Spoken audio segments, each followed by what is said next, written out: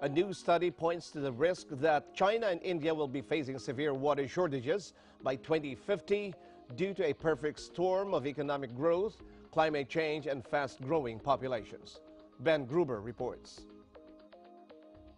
35 years from now, the countries where roughly half the world's population lives may be facing what scientists are calling a high risk of severe water stress.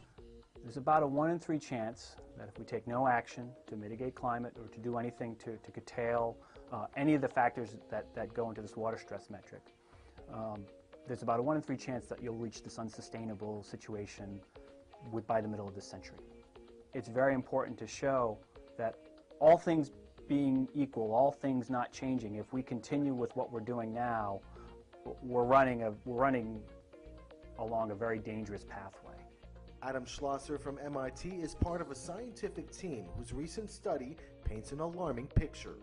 The scientists simulated hundreds of scenarios looking into the future and found that, on average, the water basins that feed economic growth in China and India will have a lot less water than they do today.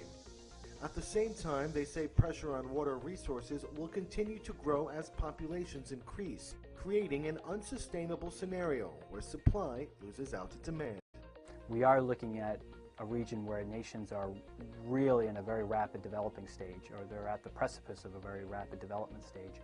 And so you really can't ignore the growth effects. You just can't, particularly when it comes to resources. But overshadowing everything else, they say, is climate change. While some models show that the effects of climate change could potentially benefit water resources in Asia, the majority point in the opposite direction. Adam Schlosser and his colleagues believe it will only exacerbate an already gloomy outlook for the future.